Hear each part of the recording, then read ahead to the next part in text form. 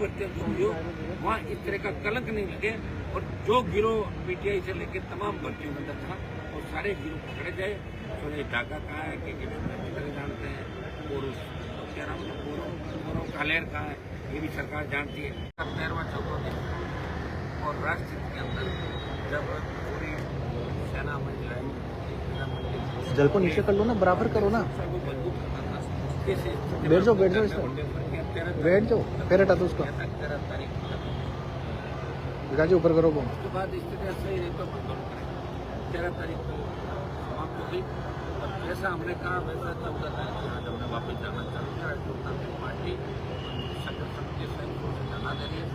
मैं लगातार आउटसाइड 20 से ज़्यादा का समय हो गया प्रेस कॉन्फ्रेंस के बाद धरना राजस्थान में चला। तमाम सोशल मीडिया के मेरे भाइयों का, प्रिंट मीडिया, यहाँ पर जो धरना स्थल में जो लोग आ रहे हैं, इलेक्ट्रॉनिक मीडिया, इन सबका धन्यवाद दूंगा कि लगातार ये धरना 20 दिन से ज़्यादा का समय धरने को हो गया, 22 दिन का।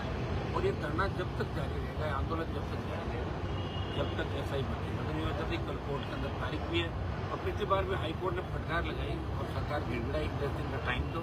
अब सरकार को नया बहाना लाएगी, हमें पूरा उम्मीद है, पूरी उम्मीद है हाईकोर्ट इसकी सुनवाई भी करेगा।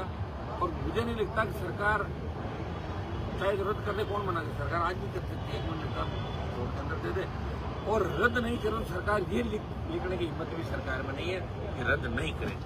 ये हमने राजस्थान की सरकार को मजबूर कर दिया, राजस्थान के जवानों ने मजबूर कर दिया। हम तो चाहते हैं कि सरकार ये लिख दे रद्द नहीं करेंगे, ताकि सरकार का जो चेहरा है, जिस तरह कृत्य उन्होंने किया, जिस तरह नौजवानों को वोट किया, उसके बाद कमिटमेंट के बाद ये बदल कर लिख देते हैं हम भर्ती रद्द नहीं कर रहे हैं। और आज हम तो ये चाहते हैं कि लिख देंगे, सरकार डर गई। और नौजवान जो आज यहाँ बैठा है, अभी तो 2 तारीख का कार्यक्रम भी 1 दिन हुआ। मैं धन्यवाद दूंगा प्रदेश के नौजवानों का, तमाम वर्गों का। ऐसे ही भर्ती के साथ साथ जो अपने राष्ट्रीय लोकतांत्रिक पार्टी का जवान मजबूती से लड़ाई लड़ रहा है, हम कल तक वेट करेंगे। उसके बाद बड़ा आंदोलन कैसे किया जाए, इस आंदोलन पूरे प्रदेश स्तर का बना के 1 लाख जवानों की रैली का जो हमारा कार्यक्रम है, वो राजधानी के अंदर 1 लाख जवानों की रैली करेंगे। हमने स्थान भी चुन लिया था, लेकिन उस दिन जब ऑपरेशन शुरू हो गया, मैंने पूरी पार्टी टीम को बुलाया था। 2 दिन बाद हमने तय कर लिया था कि 2 प्रोग्राम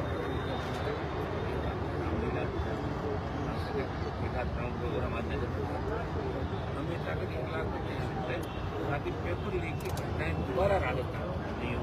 लेकिन पेपर लीक होने के आंदोलन नेताओं ने किए और दूध को छोड़ के चल दिए। 3000 रुपये कोई बीजेपी ने जोर लगाया, जब 4000 की संख्या हुई तो उनका तो संगठन है, नाम है, लेकिन हमारा तो आम कार्यकर्ता राजस्थान को बचाने की लड़ रहा है। आपकी लड़ाई कौन लड़ेगा?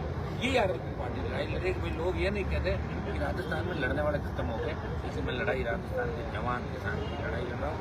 और दोबारा पुनरावृत्ति पेपर लीक की घटनाओं की नहीं। बार बार भजन लाल जी कर मैंने 1 पेपर करा दिया, 1 पेपर से नहीं होगा, पेपर तो बहुत सारे होंगे। और ये आरपीएससी के अंदर जो बैठे हैं लोग, तो ज़्यादातर प्रेप लोग वही बैठे हैं जो नियुक्ति पहले हुई।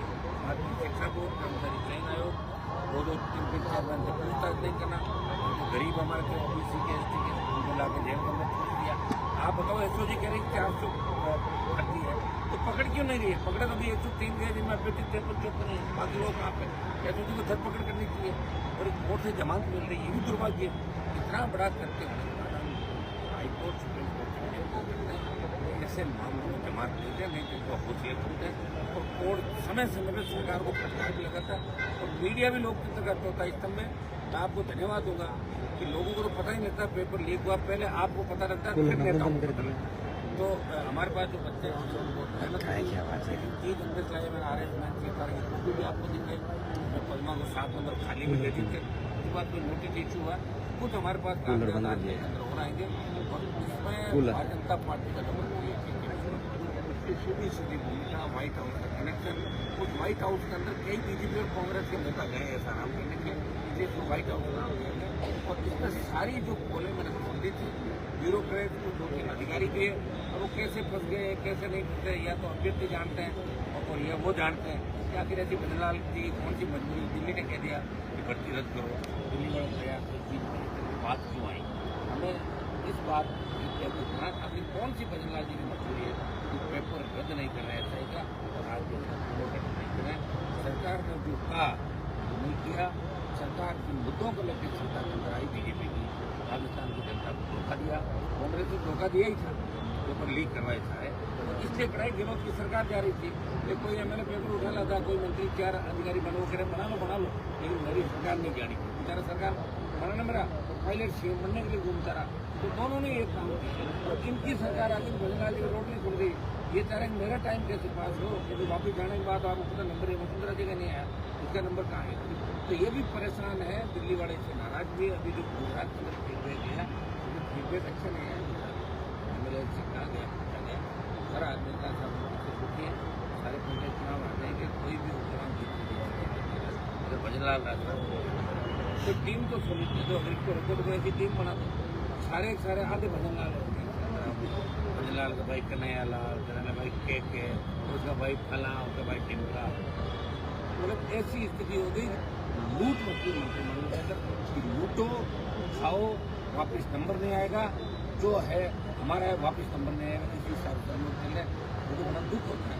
तो सचिन पायलट ने कहा कि आरपीएफ की भंग हो, 1.5 साल हो गए, उनकी जबान नहीं खुल रही है, ऐसा ही भर्ती हो गया। क्या बात पायलट साहब आप पढ़ने के लिए भूल गए क्या? ये डॉक्टर ने कहते मैं घोड़ा रहा आपका धूप के अंदर खड़ा पड़ जाए, इसे बाहर बताओ आना चाहिए ना, यहाँ आओ हमसे मिल के ही चले जाओ। डॉक्टर साहब बड़े प्रवचन देते नहीं यहाँ आ हनुमान जी को मैं कहना चाहता हूँ, वो यहाँ आए तब तो मैं तो बद्री माफिया खिलाफ आंदोलन कर रहा था राजस्थान, और बद्री माफिया बहुत बड़ा था। डॉक्टर साहब में आंदोलन किया, पूरे नहीं करते थे और उड़ जाते थे।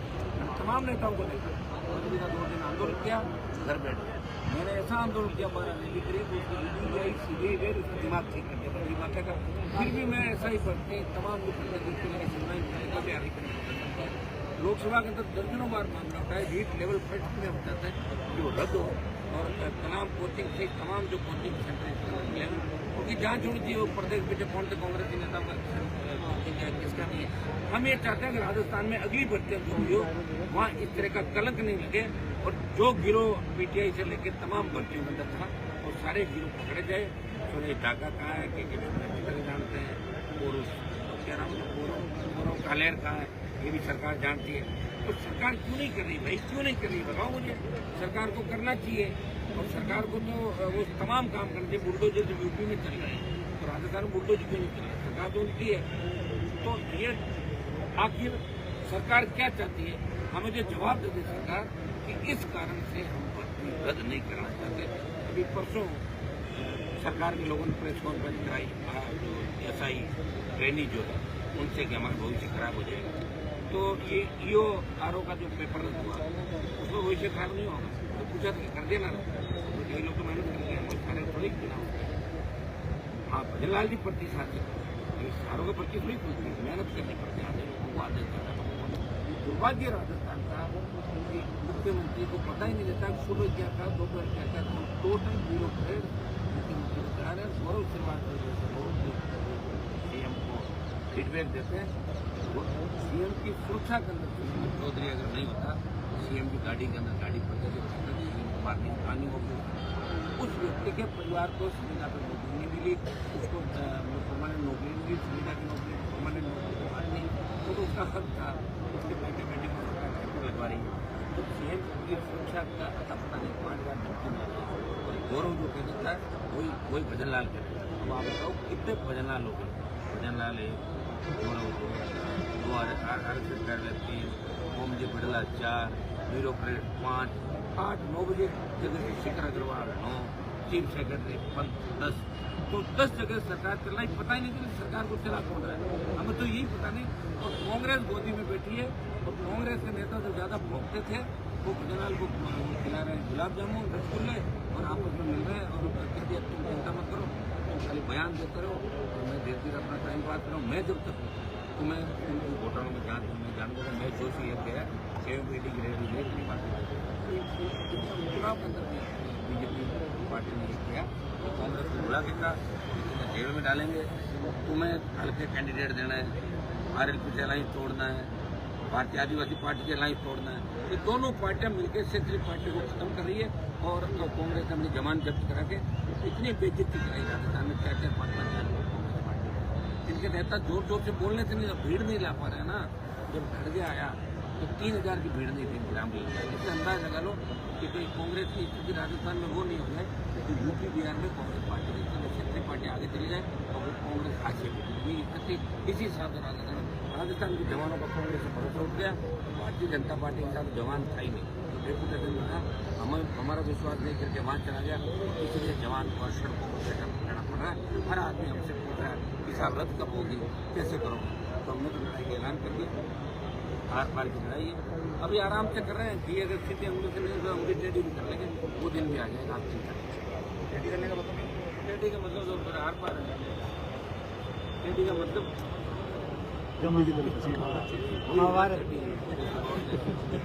लाखों की तादाद सचिवालय में घुस जाओ अंदर। सेना ने शौर्य दिखा दिया है, प्रधानमंत्री जी ने मायूस कर दिया ना।